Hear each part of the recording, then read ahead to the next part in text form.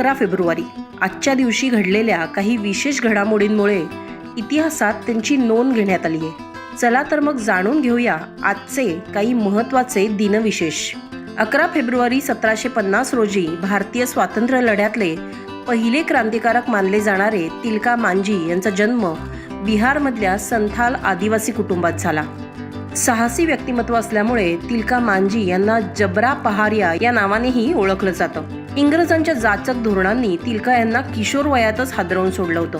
त्यानंतर गरीब वनवासियांच्या जमिनी, शेती, जंगलं, झाडं याच्यावर ब्रिटिश राज्यकर्त्यांनी हक्क गाजवण्यास सुरुवात केलेली त्यांनी बघितली आणि अशा स्थितीत तिलका मांझी यांनी इंग्रजांविरुद्ध गनिमी काव्याच्या युद्धाला सुरुवात केली. त्यांनी इंग्रजांनी जप्त केलेले पैसे सोडवून आणून गरिबांना मदत केली आणि इंग्रजांना जेरीस आणलं. 1770 मध्ये तिलका मांझी यांनी ब्रिटिश राजवटीच्या रानटी आणि घृणास्पद कृतीविरुद्ध दीर्घ लढा सुरू केला. तसंच त्यांनी प्रसिद्ध संथाल चळवळीचंही नेतृत्व केलं. त्यानंतर मात्र तिलका मांझी यांना इंग्रजांनी अटक केली आणि भागलपूरला नेलं.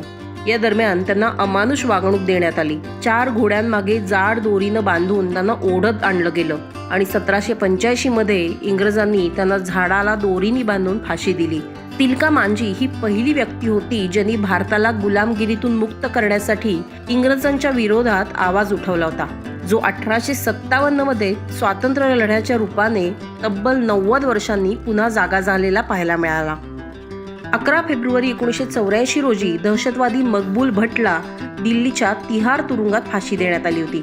मकबूल भट्ट हा बंदी घालण्यात आलेल्या दहशतवादी संघटना अर्थात जम्मू काश्मीर लिबरेशन फ्रंट म्हणजेच JKLFचा सहसंस्थापक होता.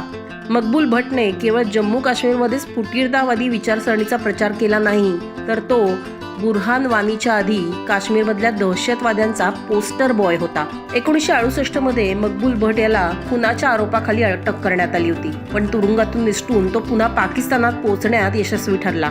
जानेवारी 1971 मध्ये मकबूल भट्टचं नाव पुन्हा समोर आलं. इंडियन एअरलाइन्सचं फोकर F-27 फ्रेंडशिप विमान गंगा याचं अपहरण झालं होतं आणि त्यावेळी या अपहरणाचा मास्टर माइंड होता मकबूल भट्ट.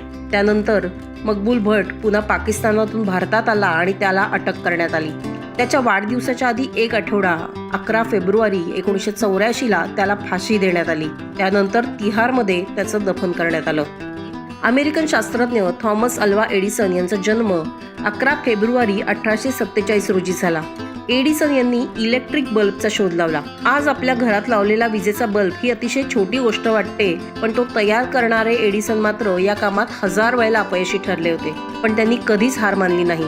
अनेक वर्षांच्या मेहनतीनंतर आणि हजारो अयशस्वी प्रयत्नांनंतर एडिसननी या इलेक्ट्रिक बल्बचा शोध लावला आणि ते तयार करण्यासाठी त्यांनी $40,000 खर्च केले. एडिसननी आपल्या आयुष्यात 1000हून अधिक शोध लावले.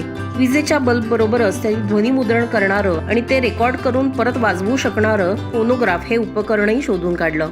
तसंच बल्बसाठीचे सेफ्टी फ्यूज आणि ऑन ऑफ करणारे स्विचही त्यांनी बनवले. मोशन पिक्चरच्या शोधाचं श्रेयही एडिसन यांना जातं. 18 ऑक्टोबर 1931 रोजी एडिसन यांचा मृत्यू झाला. 11 फेब्रुवारी 1968 रोजी भारतीय जनसंघाचे माजी अध्यक्ष पंडित दीनदयाळ उपाध्याय हे उत्तर प्रदेशातल्या मुगलसराय जंक्शन जवळ मृतावस्थेत आढळले. पंडित दीनदयाळ उपाध्याय यांचा हा मृत्यू इतक्या वर्षानंतरही अजून गूढच राहिलेला आहे.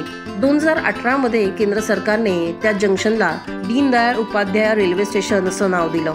पंडित दीनदयाळ उपाध्याय हे एक हिंदुत्ववादी विचारवंत आणि भारतीय राजकारणी होते. त्यांनी राजकारणाबरोबरच भारतीय साहित्यातही योगदान दिलं होतं. डॉक्टर श्यामाप्रसाद मुखर्जी यांनी 1951 मध्ये स्थापन केलेल्या भारतीय जनसंघ पार्टीचे पंडित दीनदयाळ उपाध्याय हे सहसंस्थापक होते.